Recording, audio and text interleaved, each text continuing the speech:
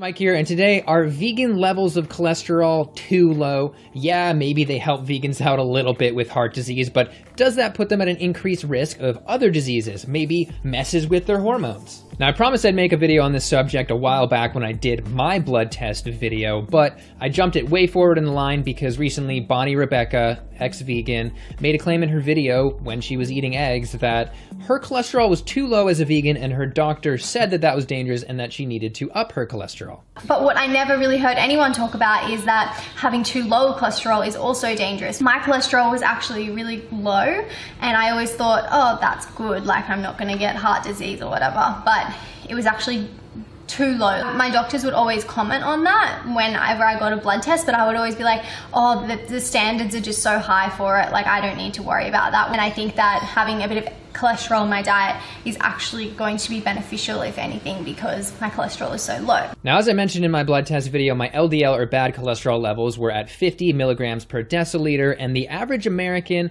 hovers around 120. And to be specific, the Mayo Clinic pins low LDL cholesterol at 40 milligrams per deciliter or lower, and I'm kind of close down there. Does that mean that I'm gonna die? Let's investigate. Starting in the realm of heart disease, the allegedly optimal level of LDL is below 100, but clearly that is not sufficient because looking to this study that looked at LDL levels and also took ultrasounds of the insides of people's artery to measure plaque, and the results were, according to their statistics, if your LDL level is 75 or lower, then you won't have any progression of plaque in your artery. Okay, but mine's down at 50. Does that mean I need to raise my LDL by 25 points or I'm gonna die soon? Well, it looks like the statistics were a little bit limited. Perhaps the sample was limited on the last study. Looking to this next study done in 2017, it looks like 50 to 60 is actually a better place to be than even 60 to 70, even though that's an awesome place to be. But in fact, the 50 to 60 group was the only group that had no atherosclerosis at all. So it's clear from the chart that that 100-point cutoff that is allegedly optimal is not the best. I mean, the people who are just under 100 are definitely worse off than the people between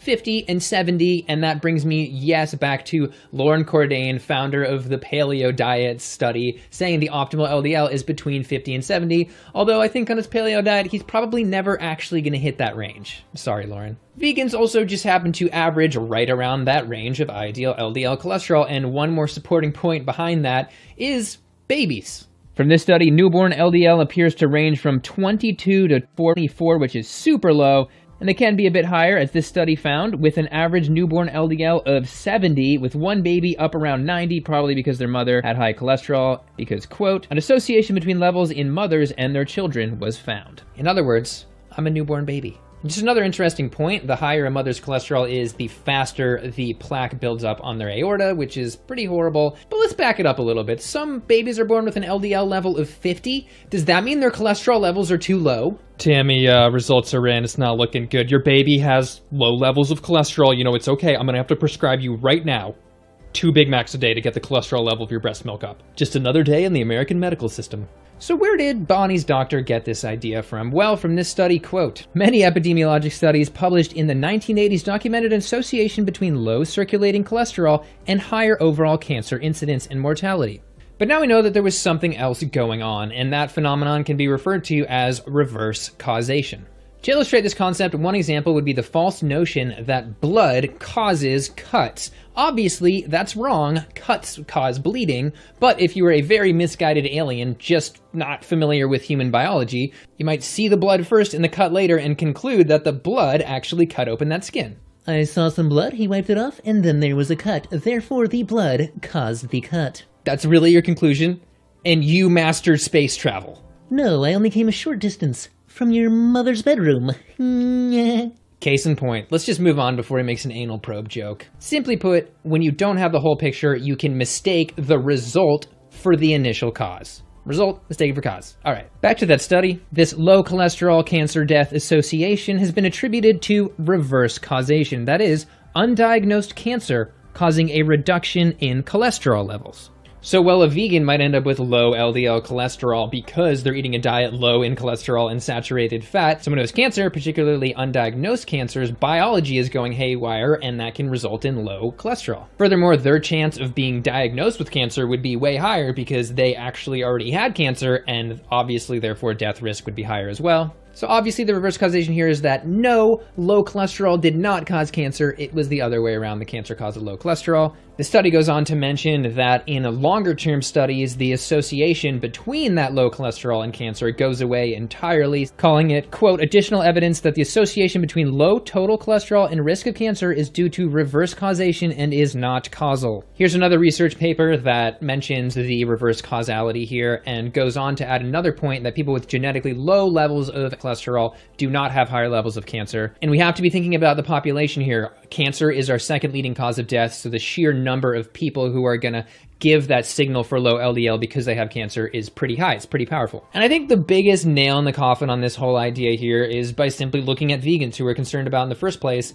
and how from this meta-analysis they have 15% lower risk of all cancers. So vegans have lower LDL, lower heart disease risk, and lower cancer, and they're the ones we're concerned about. And I want to add that this whole low cholesterol issue really is a result of studying a sick population. We're looking at a population where virtually everybody has cholesterol that puts them at a high risk of dying of a heart attack in terms of clogged arteries. If we have healthy asymptomatic heart donors giving hearts with 50% of adults having coronary lesions, clogged heart arteries, and about 20% of teenagers did as well, then we have a major problem. So we have to wonder how someone in a population that's eating high cholesterol, high saturated fat Western diet end up with low cholesterol. It is sad to think that we live in such a sick population that when people actually get down to ideal levels of LDL cholesterol, people point at them and say, you must be about to die because the only people who eat the way we do that get there are about to die. And it's worth mentioning that probably most doctors fall into the sick population category, so it might be a bit of an insecurity. They don't have ideal levels of cholesterol, and so they might tend to latch on to a myth such as low levels of cholesterol are what you need to be worried about, and you need to raise your levels of cholesterol because yours are way lower than mine. Now I want to talk about hormones to concern that too low levels of cholesterol are going to give you hormone problems. Because cholesterol is super important in the body and it actually, helps produce hormones and does a lot of other things. This study sums up the concern pretty well with, quote, because cholesterol is needed for adrenal and gonadal steroid hormone biosynthesis, there is a theoretical concern that very low levels of LDL achieved with intensive lipid-lowering therapy may lead to adverse effects. Now, as you can tell, this study is looking at it from the perspective of pharmaceuticals that lower your LDL, and man, from this study, they really, really do lower your LDL, and I do want to mention there are some pharmaceutical conflicts of interest, so we're not going to put all our weight on this, but it's worth exploring. The results, even in the people that got way down to less than 15 milligrams per deciliter, they showed no lowering of adrenal or gonadal levels of sex hormones. And somebody like me with an LDL of 50 is still going to have over 3 times the LDL that those people did with normal hormone levels. So that's worth noting. But who are we talking about here? We're talking about vegans and looking to the actual hormone studies on vegans. From this one, vegan men had higher levels of total testosterone and equivalent levels of free testosterone and other hormones. So I'm not seeing the concern here in reality. All right, now let's get back to the particular case of Bonnie. From the video, I kind of got the drift that she felt like all of her beliefs when she was vegan were just wrong, and now she's just gonna completely trust her doctor. Her doctor's right, she's wrong. It was actually too low. My doctors would always comment on that whenever I got a blood test, but I would always be like, oh, the standards are just so high for it, like I don't need to worry about that. Once again, thinking that I knew more than a health professional. Now I will say it's easier to think in absolutes, but the reality is that not everything that she thought when she was vegan was right or wrong, and not every doctor is either right or wrong. As somebody who's studying public health, we absolutely need to focus on what is the best evidence, the best research, and use some logic. We can't just blindly believe things. Furthermore, she mentioned that she was trying to not damage veganism, but telling hundreds of thousands of people that your LDL might get dangerously low on a vegan diet and that hers was, kind of damaging. Especially when you consider charts like this one from before, it's, could potentially hurt people. And Bonnie's really nice, that's great. I gave her a lot of slack, but being nice can only get you so far, and I definitely feel like I can't overlook some of the things she's doing now. And I'm still going to try and be as ethical and cruelty-free as possible. Someone asked, will you still use cruelty-free products and all that kind of stuff? I was giving this tour of all the new furniture she bought. She features this new rug. If you go on the website to look at the details about this rug, it's a $1,300 rug. So she's not hurting for cash. And so she could have bought a different rug if she wanted to, and she probably should have bought a different rug because this rug is made of wool. And I'm not saying that just to be like, ugh, Bonnie's the worst, let's just rag on Bonnie. I just think it's an interesting psychological phenomenon that is sort of like exploiting animals as a switch that you can turn off or on. When you're vegan, obviously, the exploitation switch is off. But once you turn it back on, it's like you broke the dam and all of a sudden you're just buying all the animal products. And I will be very surprised if she doesn't expand the amount of animal products that she eats and so forth more in the future. And Bonnie did point at the label of the eggs and talk about how ethical they were because of the stocking density of the hens. And some things that I obviously look out for is organic free range, but also over here they will always tell you the maximum amount of hens per hectare. So 600 hens per hectare is really good. And as Ryan from Happy Healthy Vegan pointed out already in his video on the topic, yeah, clever, colorful marketing like that makes it sound like these chickens are treated great, right? Well, what they don't tell you on these boxes, on the egg cartons, is that it doesn't matter if it's an organic free-range farm or a factory farm, the process known as chick culling, where they kill newly hatched male chickens because they don't lay eggs. And I also want to mention that according to Bonnie, pretty much her main motivator for finally getting off the vegan diet was because she wanted to make sure she didn't end up with rheumatoid arthritis further down the line. For me, it was actually my predisposition to an autoimmune disease called rheumatoid arthritis. That was the final stepping stone for me that made me want to change my diet. And well, from this study, in women in particular, higher cholesterol levels are associated with higher rheumatoid arthritis risk. Just worth noticing when her goal is to actually raise her cholesterol. So you might want to know that. And since I probably won't talk about Bonnie ever again, I kind of just want to clarify one point from the original video, and that was in terms of the high dose B12 causing acne in about 10% of people from that one study, which she commented below that they were not taking high dose B12. But the reality is that pretty much anybody that's taking B12 pills is taking high dose B12. From that study I mentioned, they were able to get people out of deficiency at just 50 micrograms per day.